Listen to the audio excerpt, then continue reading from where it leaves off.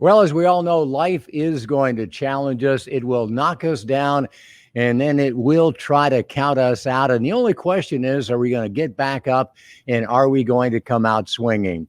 Vance R. Olds has been knocked down. As a young man, he found himself in a world surrounded by drugs and crime. He spent years addicted to drugs and was living a lifestyle that really had no future. And then he says he was transformed by the power of God. He's the author of the book, From Cocaine to Collar. There is hope for everyone to recover.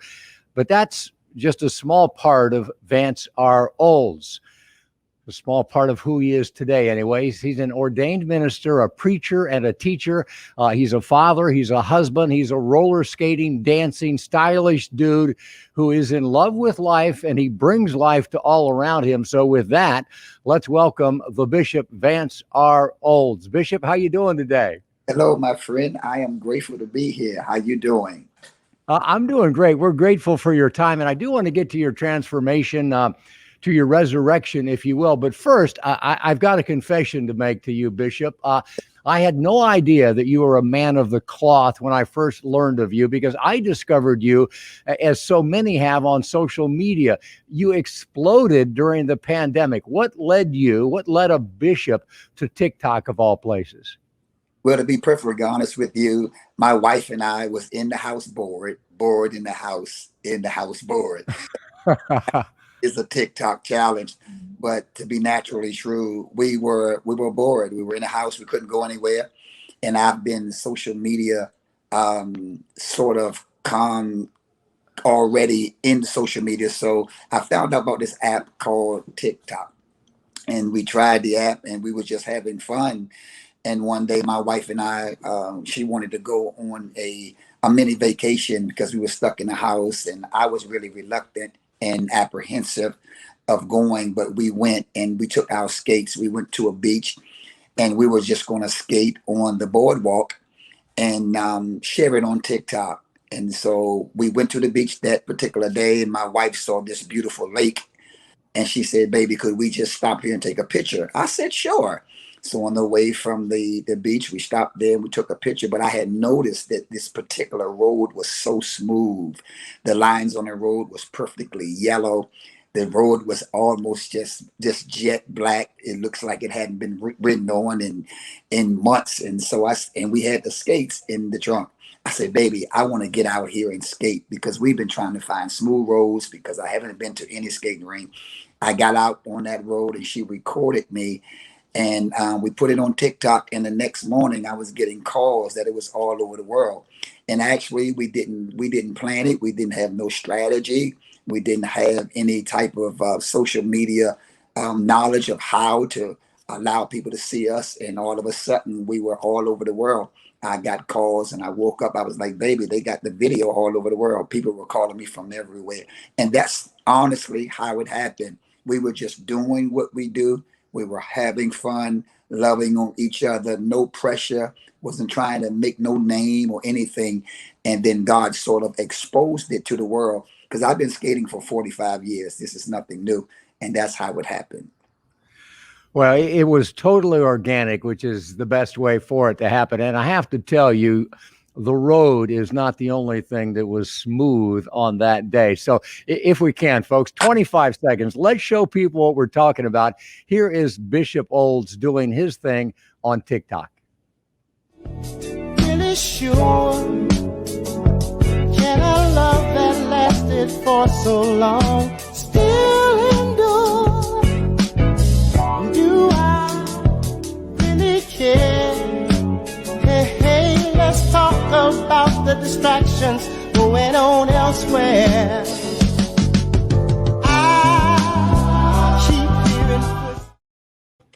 Say, now you folks get it, and you're not alone, because you mentioned it exploded. You now have you're approaching 700,000 followers on TikTok. You've got another 300,000 on Instagram, of which I am one. And in a very real way, I fell into the Bishop Olds trap, because you now use skating to some extent to spread joy and create an opportunity to spread the word as well, don't you, sir? Yes, absolutely. I believe that God strategized that. I had no idea. that it would be skating, that he would use as a bait to carry his name. And so that's my focus, to bring joy, especially in this particular time we're in with the pandemic. People are suffering with anxiety, depression, paranoia, schizophrenia. It's just an awful time for the world. And I'm thankful that God will use someone like me just to spread love and joy and put a smile on a person's face every day. And he uses simple things like skating. It's not even a preaching from the pulpit. It's not feeding the hungry, clothing the naked. It's something as simple as skating that will bring persons joy just for that moment of relief and release. And I'm grateful for the opportunity. And to look at you now, to watch you skate, to see you smile, to see the energy that you exude, the passion that you have, um, man, you look like you are feeling so good and you are so well and you are so healthy, but it hasn't always been that way. As a young man, you started snorting cocaine. You then began smoking crack. You got addicted. But as you say, you didn't get arrested. You got rescued. Yes. How did that happen? Because so many people are unable to escape the clutch of addiction. Well, again, to be candid and perfectly honest, I knew that my life was unmanageable. I knew that drugs and that particular lifestyle had my life totally altered from where I know that God intended for me to be and to do. And to be honest with you, I was just in the streets doing what I do, trying to get and find ways, means, and to get more drugs to get high. And one day, I was in my bedroom, and this is a honest time. I was in my bedroom, and I said, God, if you be real, deliver me from these drugs. Man, I was stealing from my family. I was robbing people, to do whatever I had to do by hook or crook to get high, because my life was controlled by drugs. I did whatever I had to do. I mean, I stole from my own family, and knew that I was doing wrong when I did it, but I was so trapped and so controlled by crack cocaine, I did it anyway. And I was tired. Have you ever been in a place that you knew you were doing wrong and you just couldn't stop? That's the place that I was in. And so I said, God, if you be real, my mother, she's dead now. She was in her room. I heard her praying for me while I had a crack pipe in my mouth in my other room. And I got on my knees. I had the crack pipe in my mouth. And I said, God, if you be real, deliver me from these drugs. And after I prayed and asked God, I still put that pipe in my mouth and I still smoked that crack. But approximately 2 weeks later, God sent angels in the form of PG County Police and rescued me and made me lie down. And then I was faced with 20 years with no parole because I had previous charges. And when I was in my prison, I said, God, if you free me from these drugs and deliver me from this prison cell, I would tell the whole world about it. Let me back up and tell you something that many persons don't know. They see me skating and having fun and enjoying life. I got arrested on skates. Hmm. Literally on my skates. I was serving drugs and smoking crack cocaine in the neighborhood because I lost my car. I didn't have a bicycle. So skates literally was my transportation because my mother lived about 15 minutes away from the hood. We called it the hood where the drugs were distributed and so forth. And I got tired of hitchhiking, so I put on skates and I skated down that neighborhood and I sold the undercover with skates. And I remember like it was yesterday. It was 1993. It was November the 16th at 1 o'clock. And then they locked me up. And I remember skating into the paddy wagon.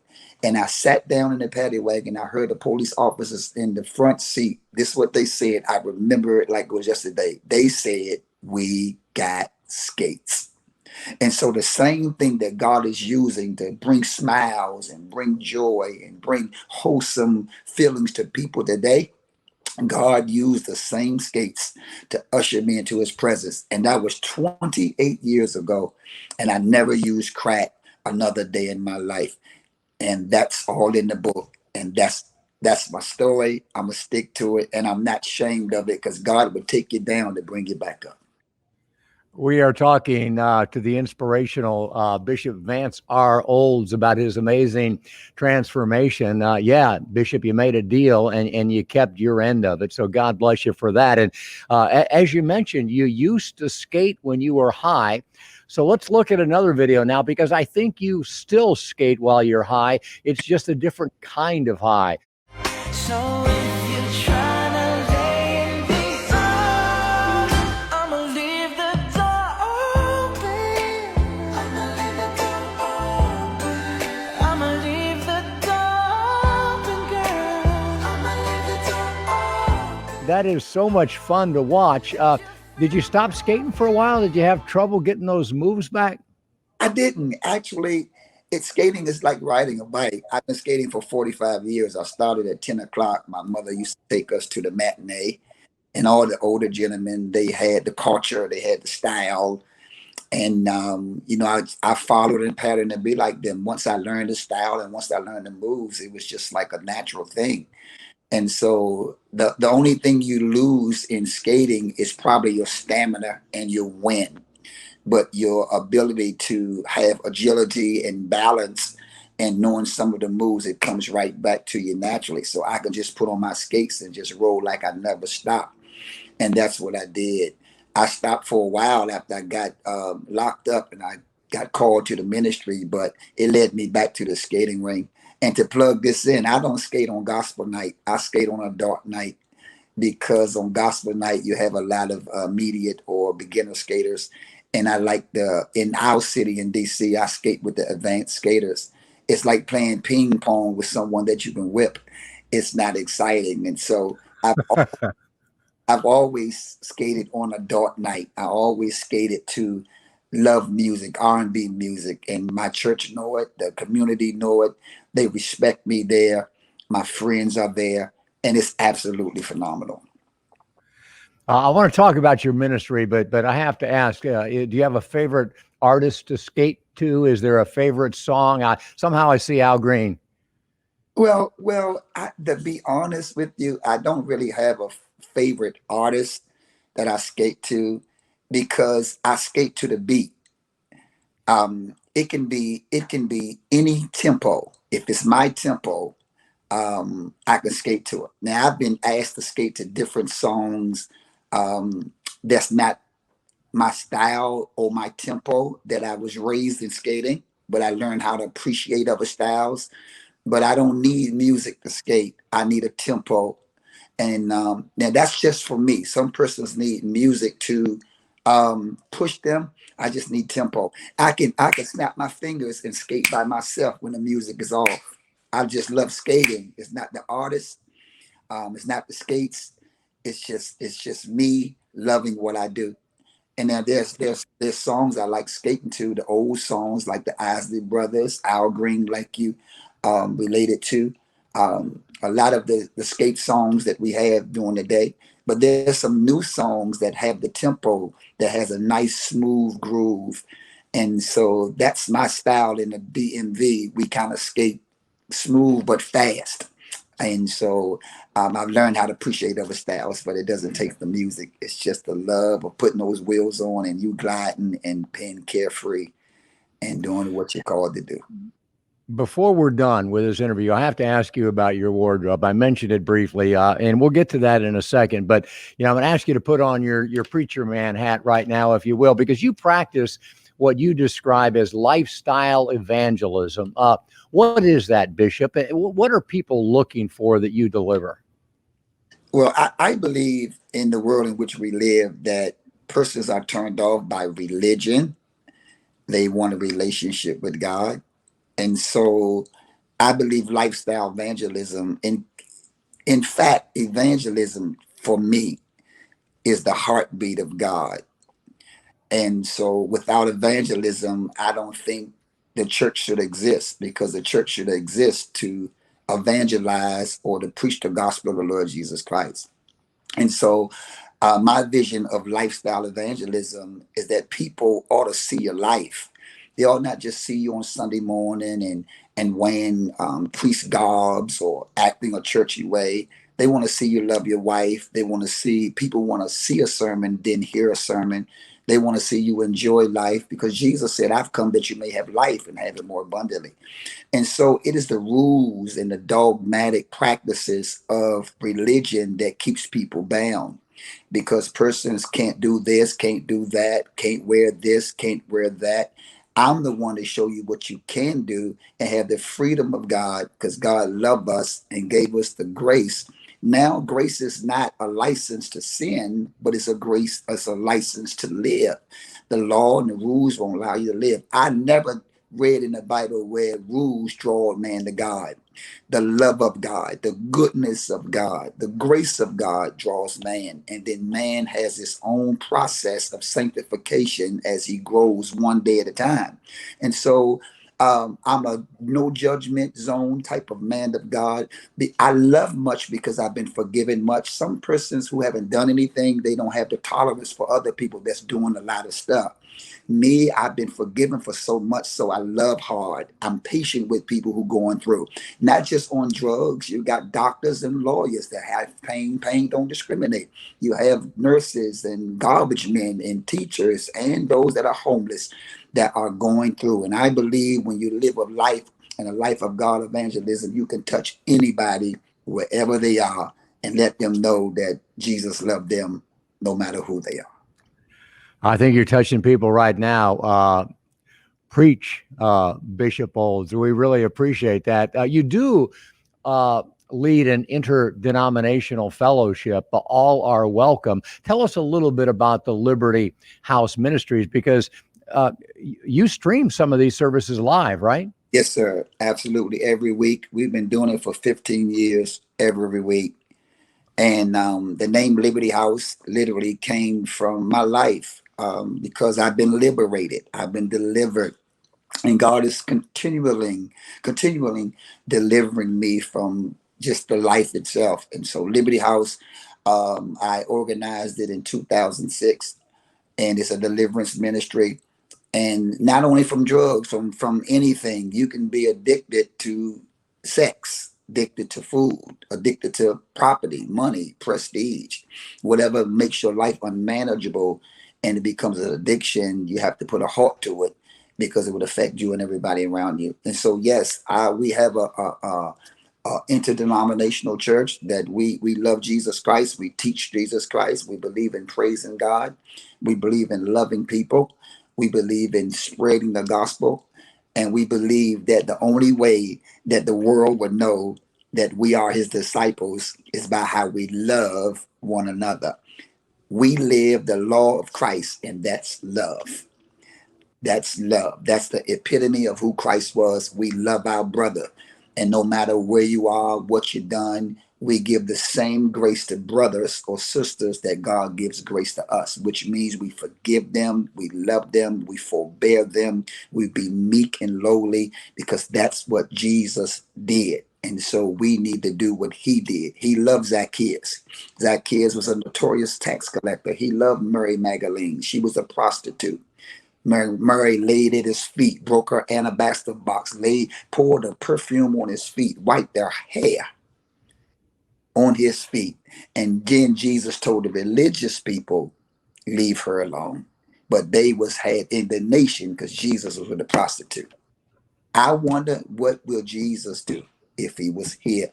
How judgmental that we can be on people because they're doing this, that, and the other. Give people a process. Give people time. Be patient with people. Love people where they are. And that's the tenacity I have, because people love me when I was a low down, good for nothing, scum of the earth, backbiting, whoremonger, sinner on my way to hell. They loved me until I learned to love myself. And so here I am today, 28 years later, loving people, giving back what was so freely given to me. And I love it. That is a message that never goes out of style, but a voice that is needed more now than ever. Thank you so much for that, and admittedly, a very rough transition from something so profound and important. But before I let you go, I got to ask you about your suits, and folks, I'll give you some links so you can see how to check this man out. But you are on point when it comes to fashion. Have you always been that way? Does your wife help you with it, or where does this come from? Well, I have always loved fashion. I have been labeled as the dressing preacher, and I couldn't stand that because I'm a preacher that dress. I don't like to be labeled literally. I don't like to be even labeled as the skating bishop. I'm a bishop that skate. I'm not the dressing bishop. I'm a bishop that dress. Before I even thought about being a bishop, before I even thought about skating, my mother, she was a fashion statement, and I loved to dress. I wore suits. I'm telling you the honest God truth. I wore suits and ties and cowboy boots in high school. Now I played basketball in high school. I was a very great basketball player, and but the people in my school used to call me fly. I mean, literally, I'm telling the truth. They called me fly because I dressed up every day. I used to come to school with briefcases and suits on while people were wearing Jordache jeans. And I'm just being honest. And I just love to dress. And I kept on dressing and dressing and dressing and fashion. And I do have a clothing line that I'm pushing. It's called Advanced Collectioni.